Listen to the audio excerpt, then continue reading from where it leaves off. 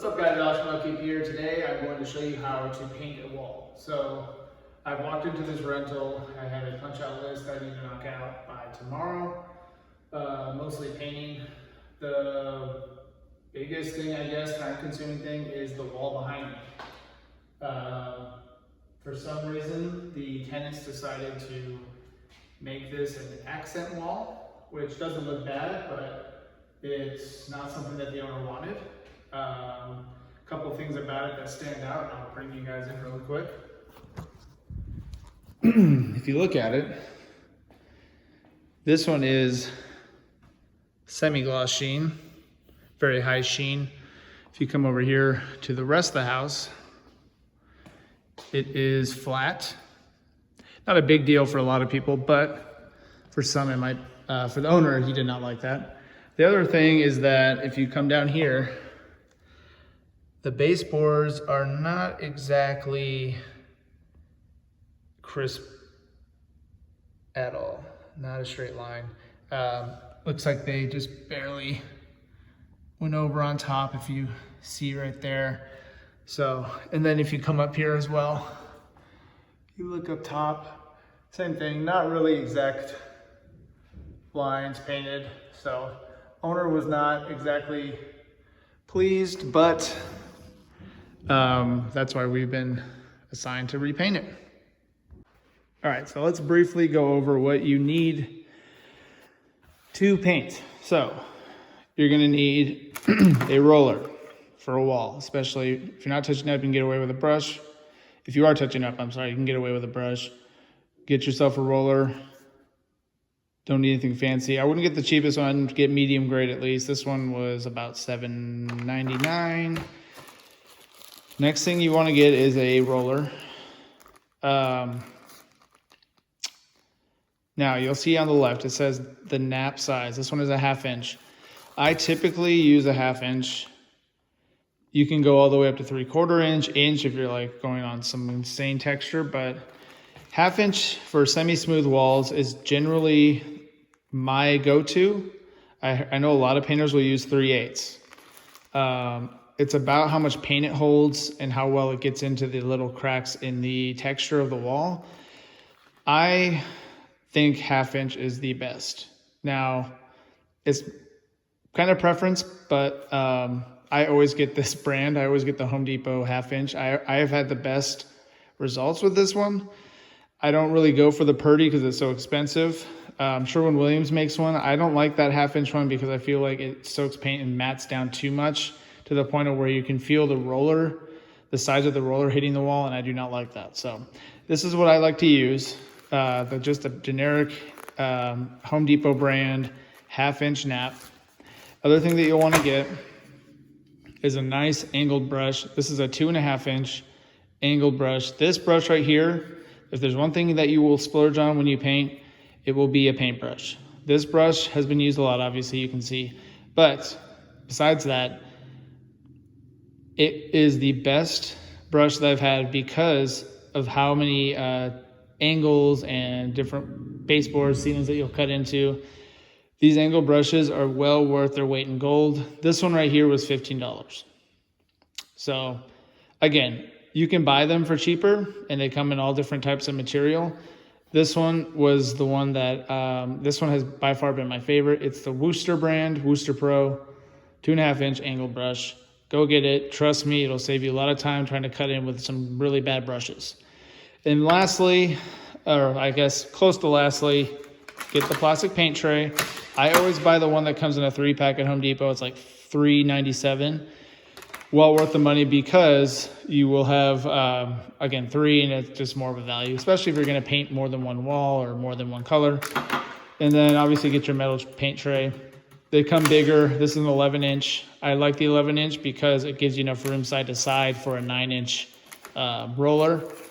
And you're not hitting the sides of the actual roller itself when you're rolling paint. Again, I like that, more my preference. You can get a smaller one that is actually 9 inches, might be 9.5. I would get an 11 inch. Again, the price isn't that much more. And then finally, I use a roller stick. You can get expandable ones. I I'm old school. I actually like these because the expandable ones, the one thing that I don't like about them, especially if it's not like the best brand, because I do have one, when you're pressing against the wall, the stick itself will kind of compact a little bit. And I feel like when you do that, the roller is not getting full coverage on the wall while you're painting when it contracts, when you're pressing and pushing again against it. My preference, again, obviously you're probably going to do more than one coat anyway, but I just like the feel of it. I like painting. To me is a lot of touch, feeling. You know, how does it feel when it's hitting the wall? How much pressure do you put on the wall? What you buy at the store goes a long way. Just kind of get what you feel is best. If you're just doing a one-time project, this is $8. I've gone through like 5 of these. I just like them. So that's what I would like to recommend to y'all. Also, obviously, I had to get the paint color matched. The old paint here was with the house. It had been in the garage, and here in Texas, can get 100 degrees, 115 degrees in the garage during the summer. It can get down to below 32 degrees in the winter. So I haven't been back to this house in a year, actually. So it's kind of funny. It's funny when you come back to one after a renter moves out to see what they've done to the place. This one wasn't too bad, but the paint in 1 year had kind of gone from liquidy to more of a, I'll show you guys, more of like a slimy texture. Yeah, it looks a lot better than it actually is in person.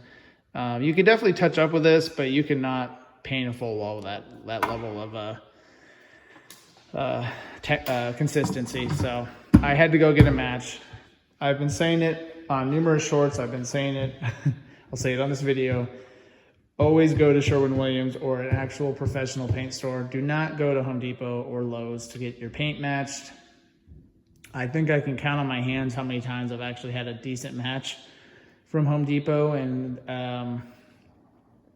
that's not saying a lot. I've matched a lot when I first started doing handyman stuff, thinking that they were the best because they had all the equipment. I was dead wrong.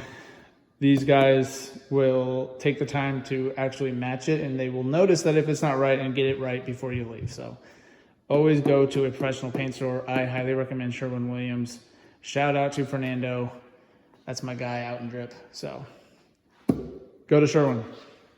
All right, we've gotten all the materials out of the way, so let's go into actually painting the wall, the fun part. First thing that I like to do, obviously, is remove the outlets. If you want to cut around the outlet, that's on you. But if you're painting a full wall, especially a different color, not touching up or rolling the wall, take the outlets off. It just takes 30 seconds at the most. So save yourself the hassle of cutting around the outlet, getting paint on the outlet. First thing that I like to do is cut around the baseboards, and then I'll roll the wall, and then I will cut into the ceiling for the first coat. And then while that coat is drying, I will come back down, do the second coat on the bottom, roll the wall again, and second coat on top, and you will be done.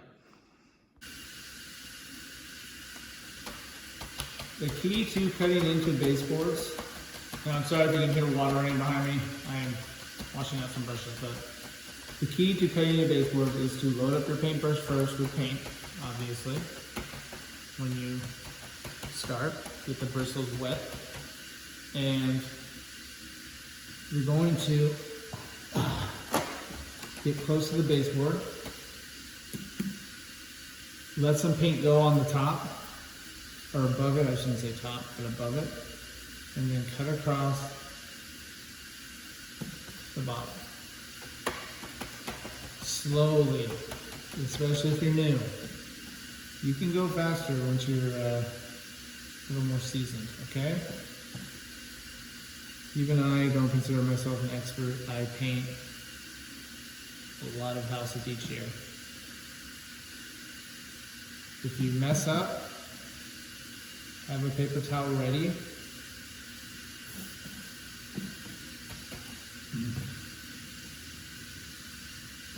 You want to push the paint into that line as smooth as you can. make sure you go slow, especially if you're new. It's very detailed work, and you cannot rush it.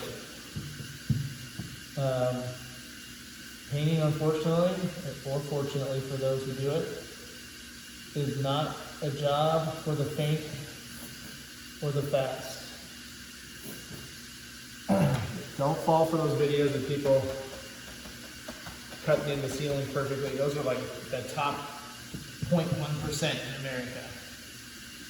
This is not as easy as it looks, and it's very time consuming.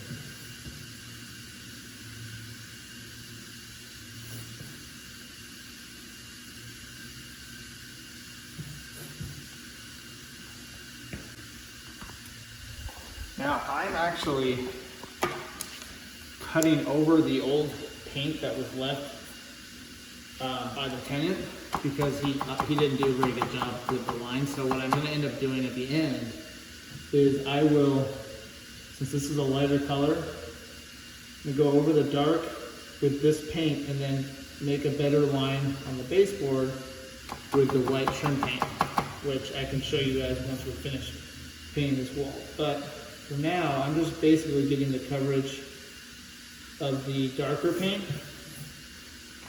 That way, it doesn't show as bad on the baseboard lines.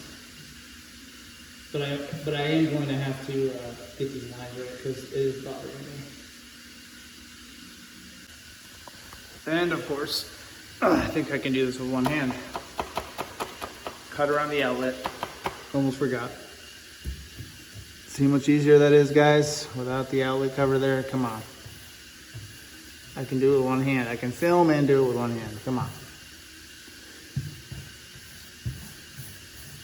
Look at that.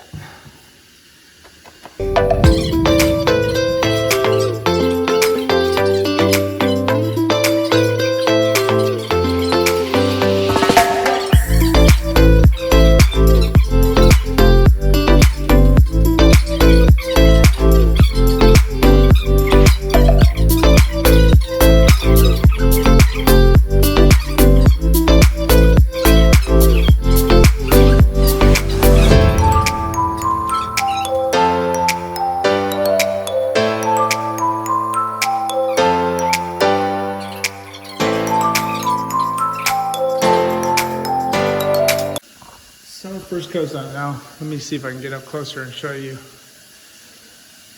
You'll see little bleed throughs like this.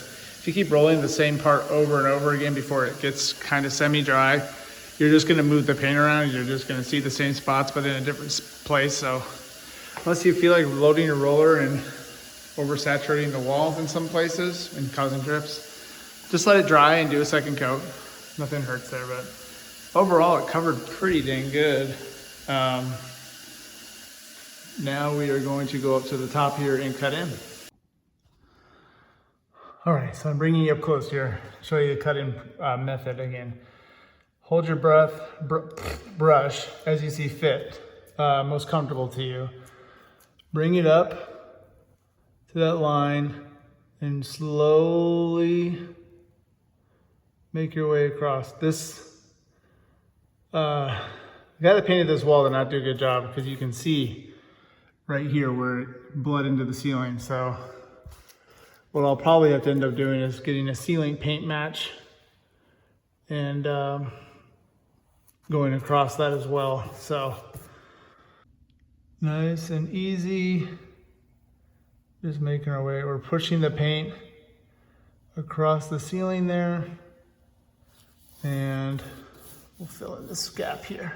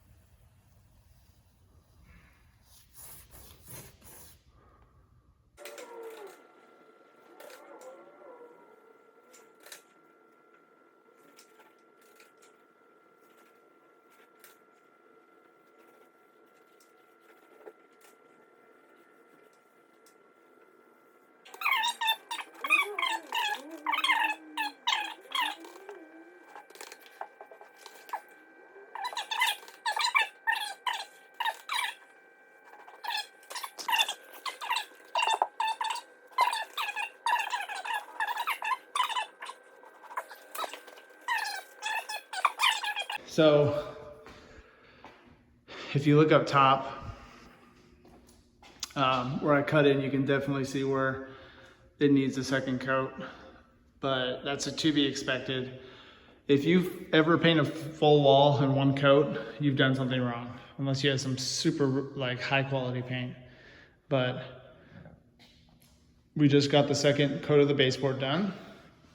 We'll let this dry for a little bit, and then we'll come back and roll the wall for a second time and get the top, and we will be done.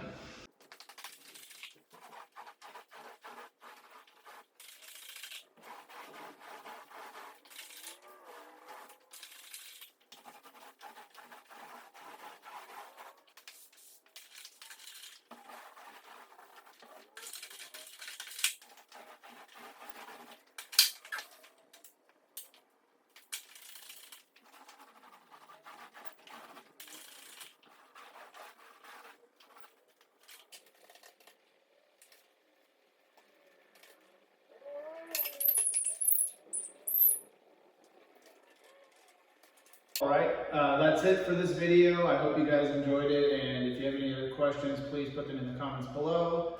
Like, subscribe for more videos I'll be coming out with. I have been doing mostly shorts to start off with, but as I get into more long form videos, I'd love to hear your feedback. Once again, I'm a one-man crew, so I'm filming and I'm doing all the work by myself. Don't expect, Hollywood cinematography, but if you can take anything away from this or learn something, that's all that matters to me. Again, any questions, put them down below. Like, subscribe, upkeep out.